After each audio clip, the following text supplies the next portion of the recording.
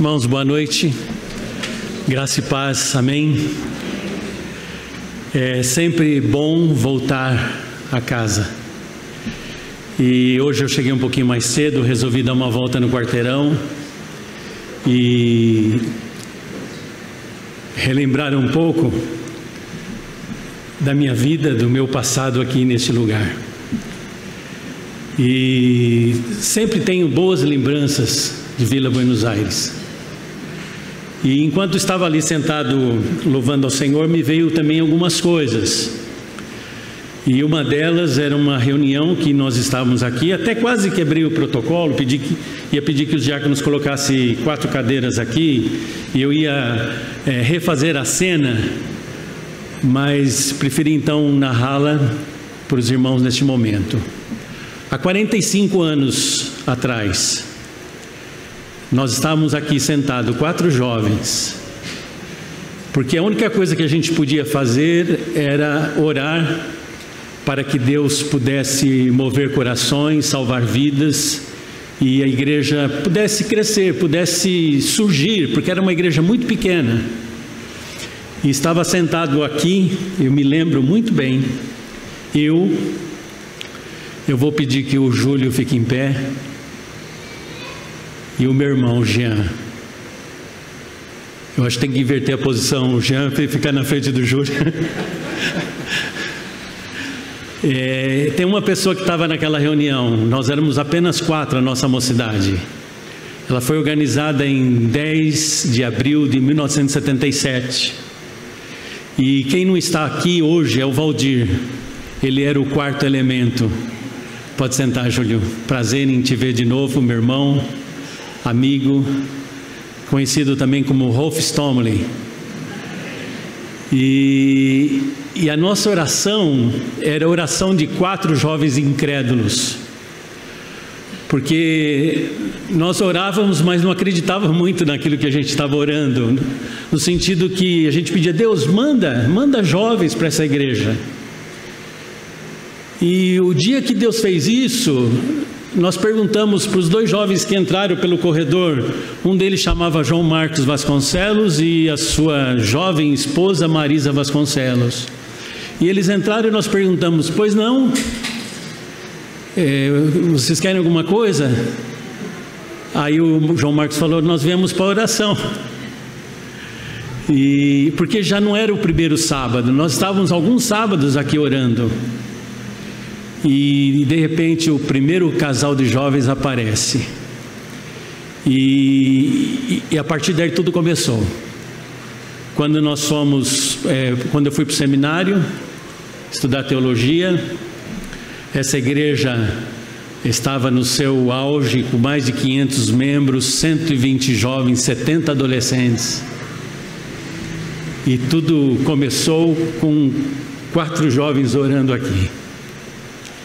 Então eu quero desafiar os irmãos a orarem por esta igreja, todos vocês, a sempre orar, interceder por esta amada igreja. Foi a única igreja que eu fui membro, a única, membro professo, né? Porque eu era membro não professo quando pequeno da igreja metodista, mas essa foi a única igreja que eu fui membro. Nunca mais eu fui membro de outra igreja.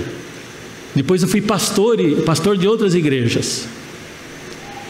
Então vocês entendem um pouquinho do meu carinho e meu amor por vocês.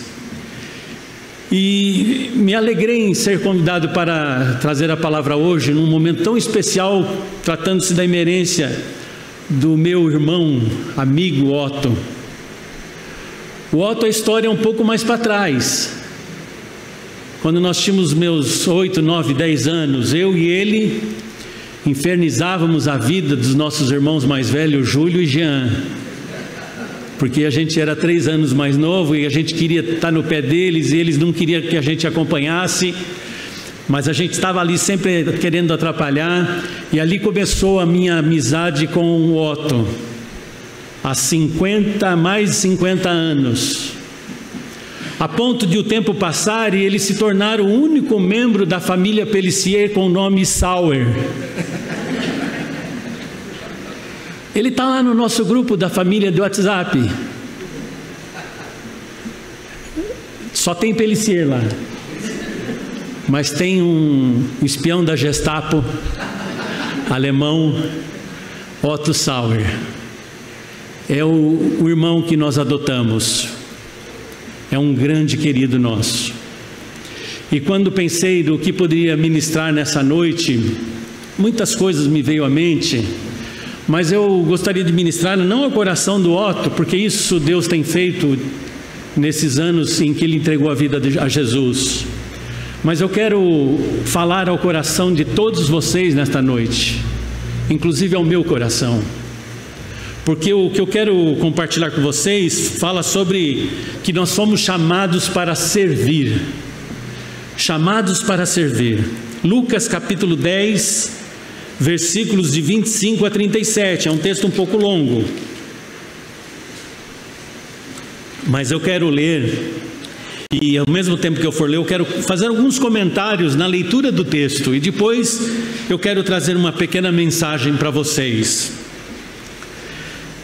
Certa ocasião, um perito da lei levantou-se para pôr Jesus à prova.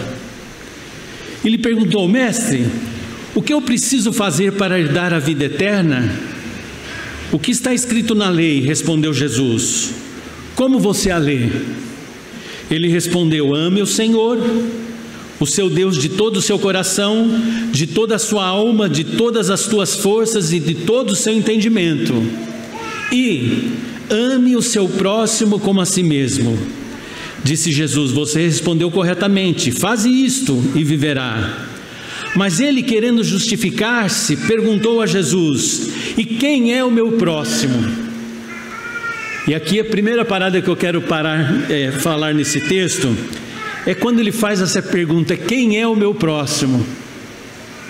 Sabe, quando eu comecei a ler esse texto e quando Jesus pergunta a ele, né, o que você acha que tem que se fazer?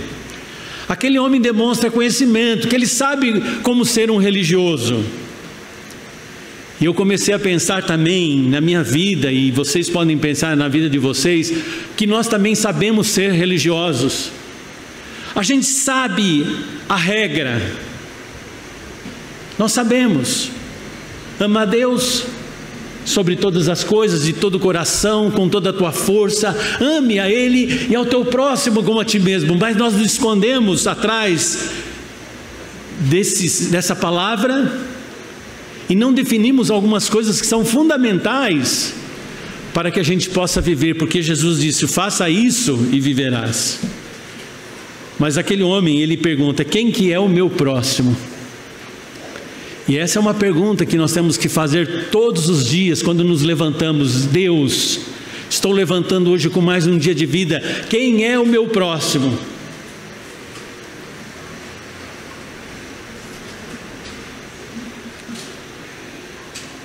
Jesus respondeu: um homem descia de Jerusalém para Jericó, quando caiu na mão dos assaltantes.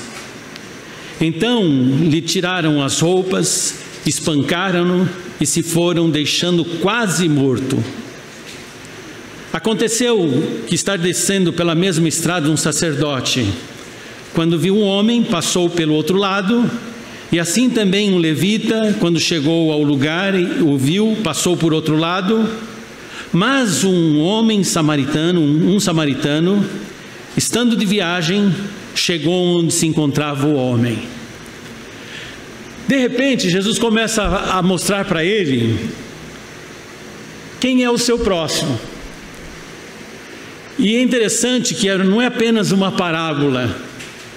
Jesus aqui está dando alguns preceitos importantes para que a gente se utilize no nosso dia a dia, de como nós lidamos com o nosso próximo, como que nós servimos, já que fomos chamados para servir. Sabe, existem muitas frases feitas que vocês já ouviram milhares de vezes. Uma delas, como que é: quem não vive para servir? Aí todo mundo sabe. Nós conhecemos as regras. Mas Jesus ele começa a detalhar. Um homem estava quase morto. passaram religiosos, levitas, e simplesmente deixaram de lado. Passaram. Mas aí vem um samaritano, estando viajando, chegou onde se encontrava um homem, e quando viu, primeira coisa, queridos, ver. Como nós temos uma facilidade de não enxergar o visível. Hoje me incomodou uma cena.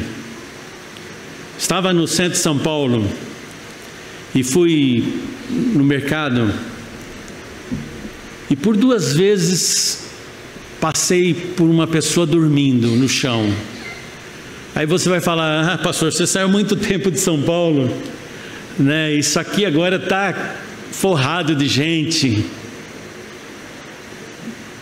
É verdade, quando eu saí de São Paulo não tinha tantos crentes como tem hoje. Quando saí de São Paulo não tinha tantas igrejas evangélicas como tem hoje. E eu pergunto, por que há tanta gente na rua, se a igreja cresceu tanto assim? E por que me incomodou? Não era só porque aquele homem estava no chão, é porque no momento eu me senti inútil, ou não podendo fazer nada naquele momento.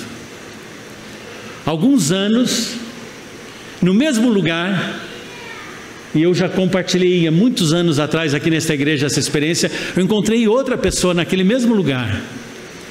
E aquele dia eu pude conversar com aquele homem de rua, sofredor, doente, falar de Jesus e lhe oferecer alguma coisa para ele comer, para ele poder sair do estado que estava. Mas o fato é que ele aproximou-se e viu. Quando nós queremos, queridos, enxergar o nosso próximo, nós enxergamos. Só que enxergar o nosso próximo exige de mim, exige de todos vocês atitudes, positiva ou negativa. Negativa foi o que eu fiz hoje. Simplesmente não pude fazer nada. E quando eu digo não pude, não é porque eu não pude, é porque eu não fiz. E outra atitude, diz o texto: quando viu, ele teve algo que é o que muda a nossa visão. Ele teve piedade. Eu acho que a gente pode usar também a palavra compaixão. Ele se compadeceu daquele homem ferido. O viu, teve piedade dele, aproximou-se. Como é difícil aproximar do próximo. E agora eu não estou colocando mais a questão desse próximo ser uma pessoa de rua, de ser uma pessoa doente. Eu estou falando de todos os tipos de próximos que nós devemos ver, enxergar. Às vezes alguém da nossa família, às vezes alguém nosso vizinho, alguém do nosso trabalho. São pessoas que nós não queremos enxergar por algum problema, por alguma coisa que aconteceu entre nós. Eu conheci um homem que ocupava a liderança na igreja. E conversando com ele, ele me disse que: olha, pastor, eu estou há 8 anos sem conversar com meu pai. Eu falei: como assim 8 anos? Você sendo um líder da igreja? Não, mas é que você não conhece teu pai, ou meu pai. Eu falei: mas eu conheço Jesus, eu conheço você, e o que lhe dá o direito de agir como você está agindo? Então, queridos, ter piedade, ter compaixão, é ter sentimentos verdadeiros, sinceros, de realmente querer fazer algo em favor desta outra pessoa. Aproximar deles. O que é que você tem feito para se aproximar do seu próximo? Lembre-se que nós somos chamados para servir. E aí então vem a parte difícil. Nesse caso, em outras situações, essa parte difícil, ela se apresenta de formas diferentes. Mas diz o texto: enfaixou-lhes as feridas, derramando nelas vinho e óleo. Depois colocou-se sobre o seu próprio animal, colocou dentro do seu carro. Ferido, pastor, com sangue. Sabe quanto custa uma lavagem, como é que chama aqui, mexicana? Sei lá, eu tenho um nome, né? Lava o sofá, lava tudo, né, do carro. É caro. E se eu colocar o cara ferido, com sangue, vai sujar e depois eu vou ter que gastar. Mas não era um carro, era um animal. Aquele homem estava preocupado em resolver o problema integralmente.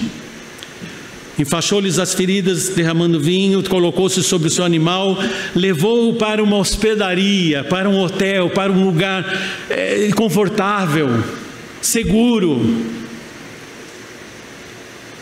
E aí vem uma parte que às vezes a gente passa muito desapercebido nesse texto, porque parece que esse samaritano acabou ali, era um cara que tinha dinheiro, não se preocupava porque tinha dinheiro depois para pagar a lavagem do carro. Então é fácil fazer isso para quem tem dinheiro. Olha, cata ele ali, leva lá e eu pago tudo. Não é o que o texto diz. A palavra de Deus diz que depois de tudo isso, cuidou dele. Cuidou dele. Gente, servir, amar, aproximar ao nosso próximo significa também cuidar dele. No dia seguinte, bom, se houve dia seguinte, então aquele homem também ficou mais aquela noite naquela hospedaria, porque ainda estava preocupado com o seu próximo. Queria saber se ele podia ou não dar seguimento à sua viagem. No dia seguinte, deu 2 denários. Pastor, pensa rápido aí, quanto que dá 2 denários? É um dia de trabalho, denário? No seu dia de trabalho, né? Um dia de trabalho, deu 2 dias de trabalho, 2 denários. E disse: cuida dele. De novo, a preocupação com o cuidado, cuida dele. Agora eu estou passando essa responsabilidade, eu quero que você cuide dele. Quando eu voltar, não se preocupe, eu vou te pagar todas as despesas que você tiver com ele. Então aqui, queridos, quando Jesus propõe essa parábola, ele não está apenas contando uma história, para depois perguntar para aquele homem qual destes é o próximo. Mas na verdade Jesus está dando aqui o caminho para que eu e você fôssemos verdadeiros servos de Deus, que saibam servir. E aquele homem não teve o que fazer, ele disse: o que teve misericórdia dele. E o texto termina Jesus dizendo: vá, todos vocês, Eduardo, todo mundo, e faça o mesmo. Fazer o mesmo, isto é vida de servo. Sabe, o Otto, segundo as contas, aí eu tinha feito o convite, 25 anos, o pastor, não, eu vi lá no 24, agora 28. A vida não é porque é diácono.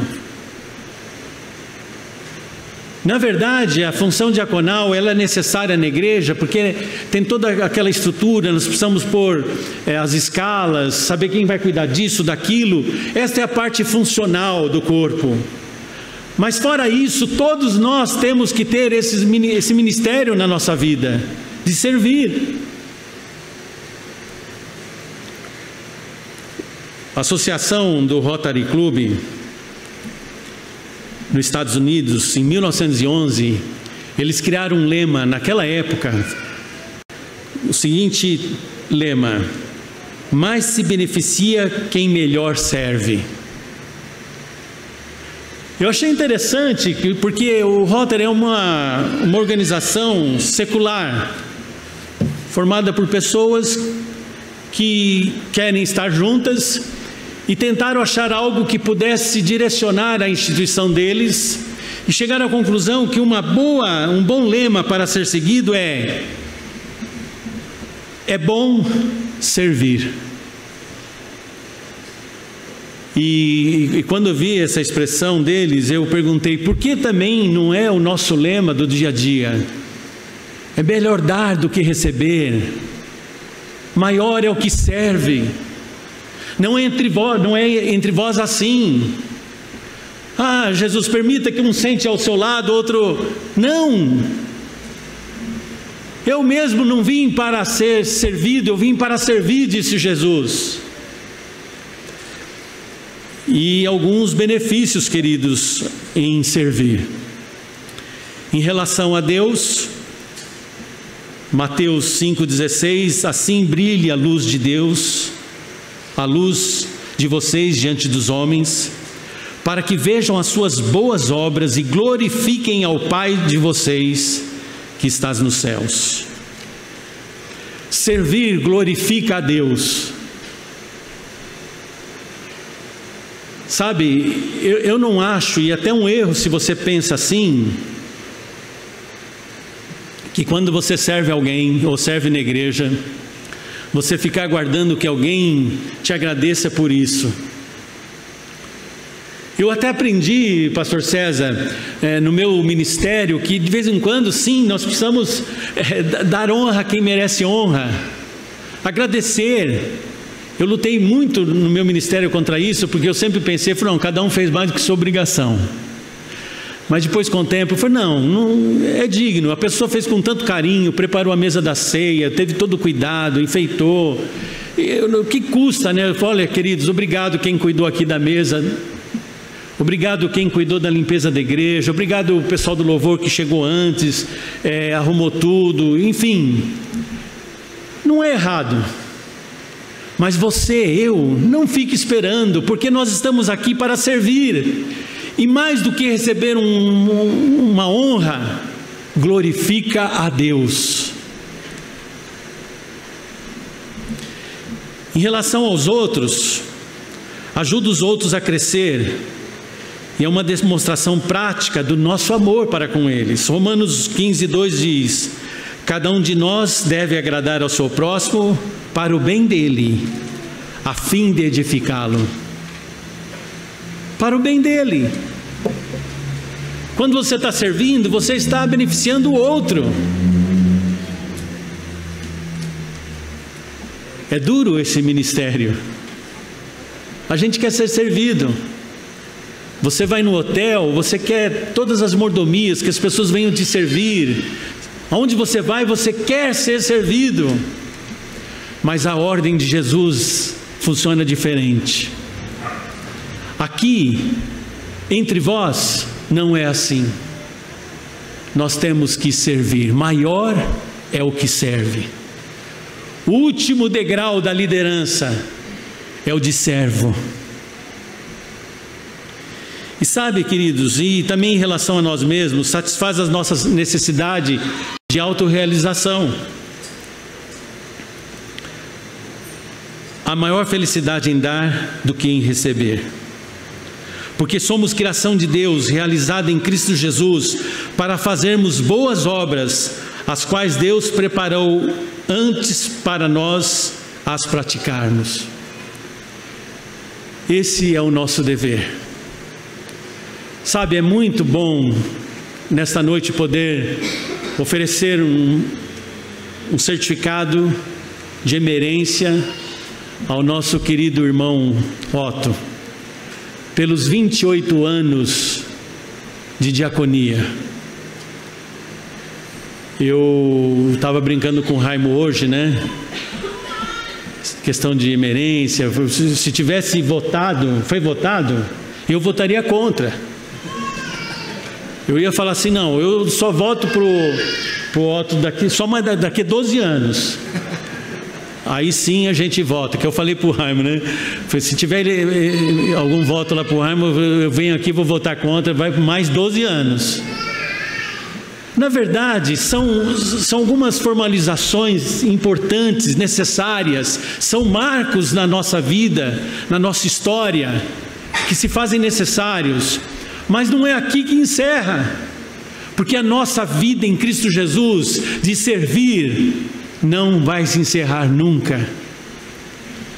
E olha, queridos, se vocês querem de fato evangelizar o mundo, se vocês querem alcançar de novo esse bairro, querem alcançar mais pessoas, é necessário hoje muito mais do que abrir a boca.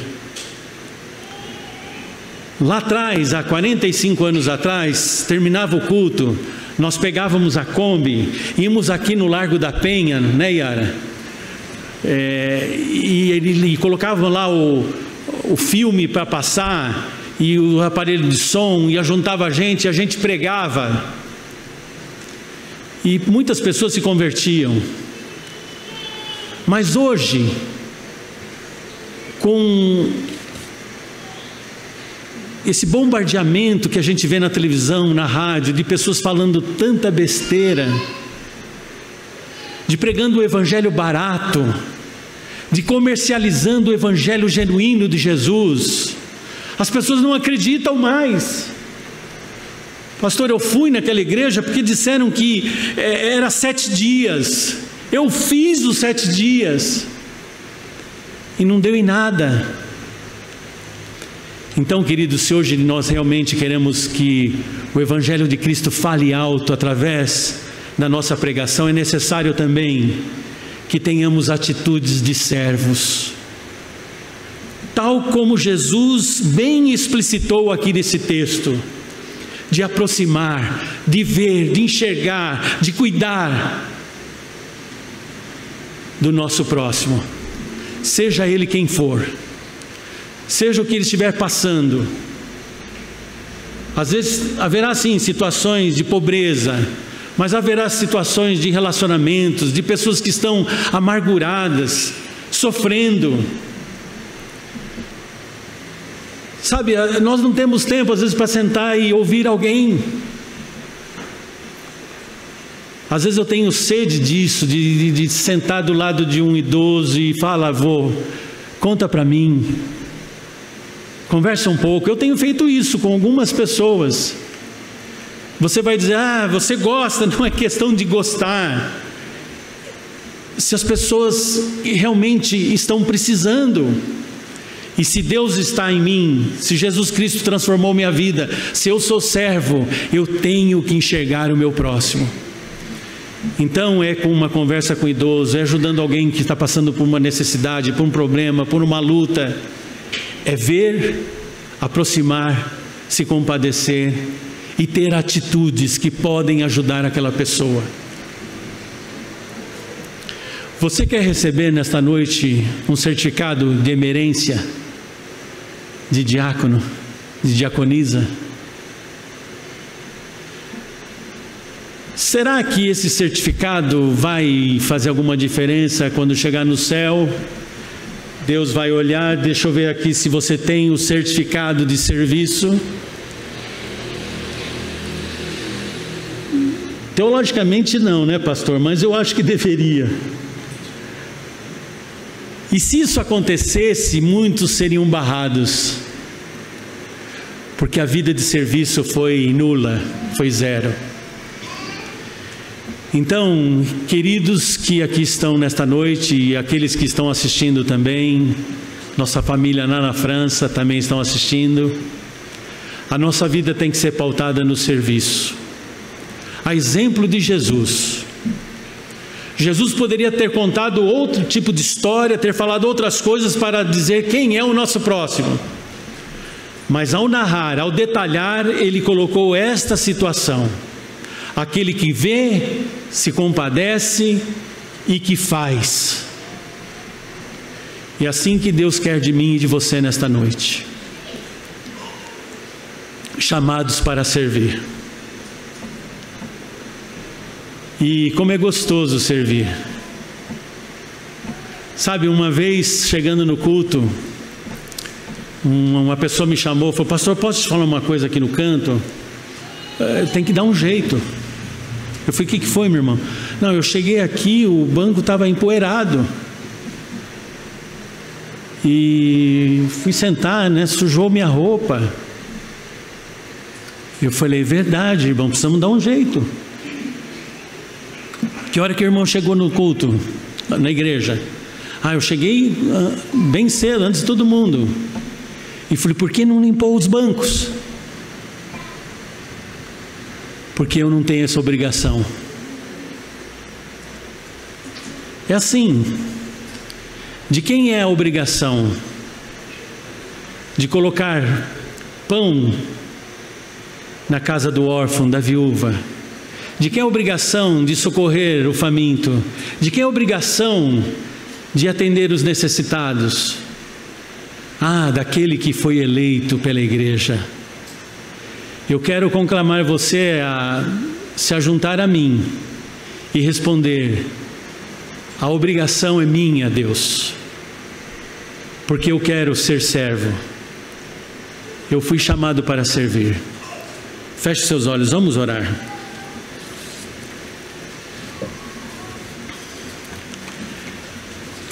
Eu quero muito que realmente esta noite fique marcado nas nossas vidas, para que a gente saia por esta porta com um desejo sincero no coração de sermos servos fiéis, servir ao nosso próximo, e que a gente possa todos os dias, ao acordar, perguntar para Deus: Deus, quem é o meu próximo hoje? Quem é o meu próximo? No momento que Deus mostrar o teu próximo, você possa ter as mesmas atitudes que aquele samaritano teve, as mesmas atitudes que Jesus disse que deveria ter aquele que é servo: ver, se compadecer, se aproximar e agir. Essa deve ser a nossa atuação como servos de Deus. Pai querido, obrigado, Senhor. Nós te louvamos, ó Deus, te agradecemos por esta igreja. Por esta igreja, Senhor, que sempre serviu neste bairro, sempre serviu nesta cidade, sempre serviu em vários lugares ao redor do mundo, através dos seus missionários, pastores que saíram daqui, Senhor. Obrigado, Senhor, por esta igreja. Obrigado pelos irmãos que fazem parte desta igreja hoje, Senhor, que têm a incumbência, a responsabilidade de levar adiante, Senhor, o chamado que o Senhor tem dado a cada um de nós. E Deus querido, nesta noite nós não queremos nada mais e nada menos do que dizer que queremos ser servos teus, a ponto de poder enxergar o nosso próximo, de nos aproximar deles, ó Deus, de poder cuidar deles, seja qual for a necessidade, e agir em favor deles. Nós oramos de uma maneira muito especial, com gratidão no nosso coração pela vida do Otto, ó Deus, que sempre com esmero e dedicação serviu ao Senhor aqui nesta igreja, serviu ao próximo, não só dentro da igreja, Senhor, mas fora também. Quantas e quantas pessoas foram alvo do seu coração servil. E o que nós te pedimos, ó Deus, que o Senhor retribua em bênçãos sobre a vida dele, e que o testemunho dele também sirva para reanimar, para desafiar cada um de nós a sermos servos fiéis. É o que nós te agradecemos, ó Deus. Também esteja com os teus filhos na direção desta igreja, pastor César, os presbíteros, ó Deus, a junta diaconal. Pai, toma nas tuas mãos cada um deles, coloca, Senhor, no coração de cada um deles este ardor de servos. É o que nós oramos com gratidão, Senhor, em nome de Jesus. Amém. Amém. Eu quero apenas encerrar agradecendo mais uma vez o privilégio de estar com vocês. Foi muito bom, Júlio, ver você de novo, Lúcia e outros aqui que vieram, né? Participar, Neuzinha com a família, Zé Carlos Baraldi. Eu acho que eu vou ser injusto se eu começar a citar nomes aqui, Elisete, minha cunhada, enfim, a família toda, né? Mas a nossa gratidão por vocês estarem aqui. E eu sei que todos nós que saímos daqui, essa igreja nunca deixou de ser nossa, né?